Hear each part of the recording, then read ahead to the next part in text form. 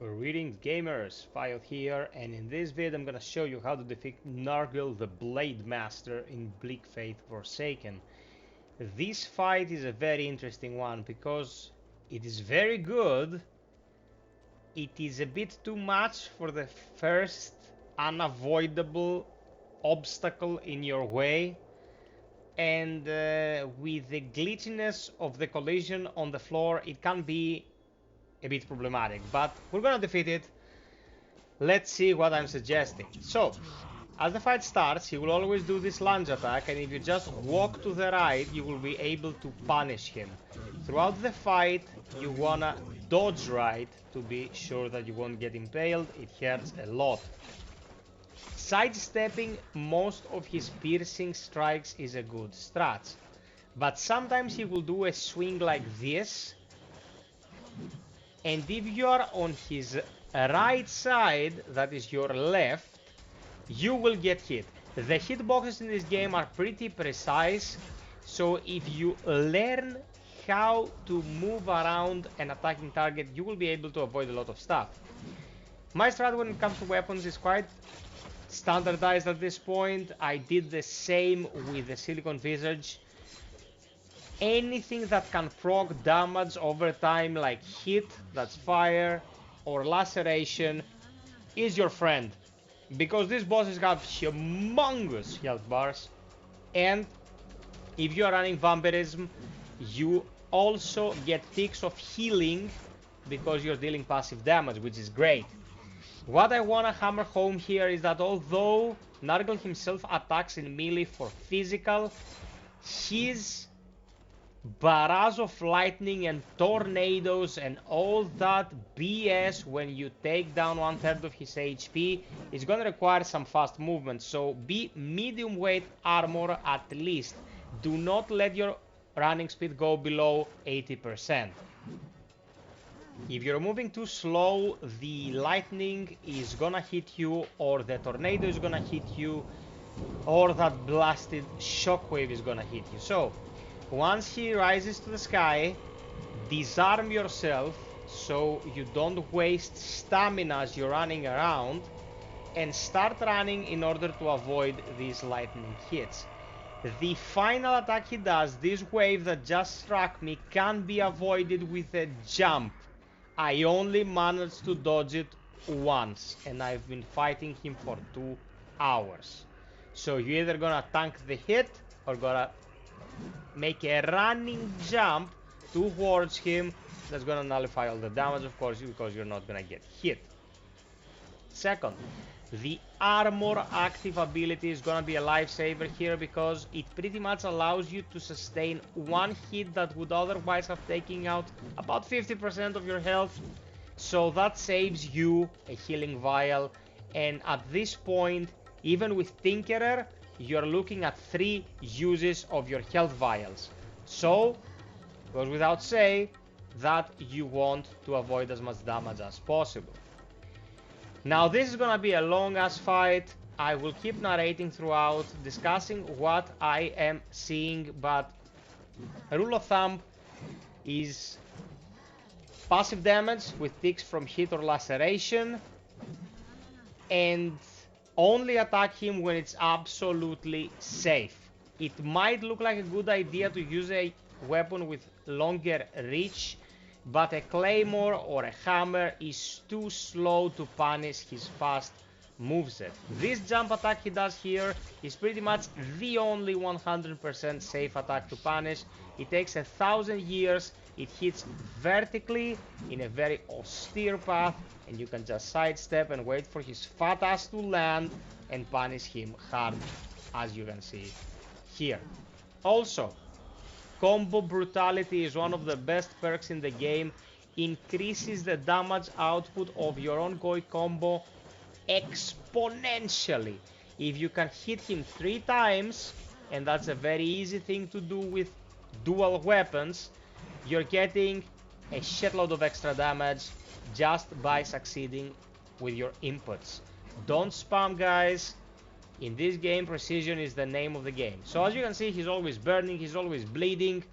My weapons are equipped with elemental debuffs from head to toe, and now it's phase 2 at 50% for his lightning BS show. Again, first thing you want to do, keep going, avoid the lightning strikes. Second, avoid the tornado. If you get hit by the wave, like so, the tornado will catch up to you and you may barely survive, as I did here. If you have really high technomancy resistance, that is spell resistance pretty much, you can get away with a couple good spell hits. But if you go for a balanced build like I'm doing here with the Ronin set, those spells are gonna decimate. Now after he does the tornado area of attack show with his lightning bolts, he will keep summoning said tornado instead of just lightning bolts throughout this second phase. And you have to avoid it at all costs because it deals damage over time, slows you, and then Nurgle will catch up to you and tear you a new one. We don't want that. Also, if you need to run, remember, disarm yourself, put the weapons on your back, break lock with the enemy, and just run. Just jog regularly. Just make sure that you keep your eyes on him, because if he does his plunge attack and you are unaware of it, he's gonna impale you, and that shit hurts a lot. So we're about to get him to 35%. I'm playing it real safe here. Man, why does he do that attack? Doesn't he understand that he's gonna get pooped? So I'm taking my time, finding the openings. Here I'm sidestepping to his left, because I know that that piercing attack comes from his right side. And totally avoid the wide swings. Guys, this is a right-handed person, okay? He will attack predominantly from the right side. It's self-explanatory. So be ready to be on his left. You remember Nemesis fights from Resident Evil 3? Where Nemesis would only grab you from one side? Well, pretty much the same principle. So we got him pretty low now. Less than 35%. And he is persisting. His moveset doesn't change much until you force his third lightning barrage. And I'm gonna walk you through that because it can be real scary. Here he grabbed me from the other side of the planet with his lunge, but he wasn't very aggressive afterwards and did not capitalize.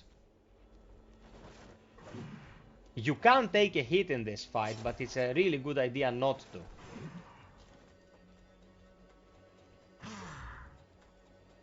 There I go for the punish. 2 combo hits. I proc my hit and my laceration. He's bleeding, he's burning. He summons the tornado again. Guys, vampirism. If you have 1 perk point to spare, vampirism in the name of the game, it's amazing for lifesteal. So, third phase. More lightning. A tornado that's always there, following you. And of course, he will follow up with the wave. What is really bad about this final light show is that it will never stop from now on. You will have to finish the fight as you see it right now. There will always be lightning, there will sometimes be a tornado, and you'll have to fight Nurgle in this hellscape whilst you're probably exhausted, sweating, and without any heals.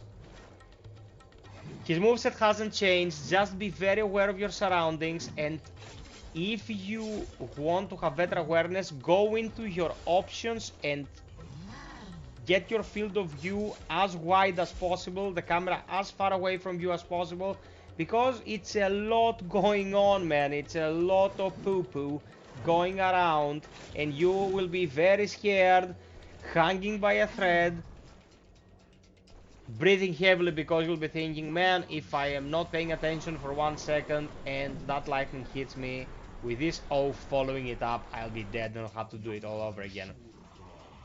Lightning is your bigger foe, except for the boss, of course.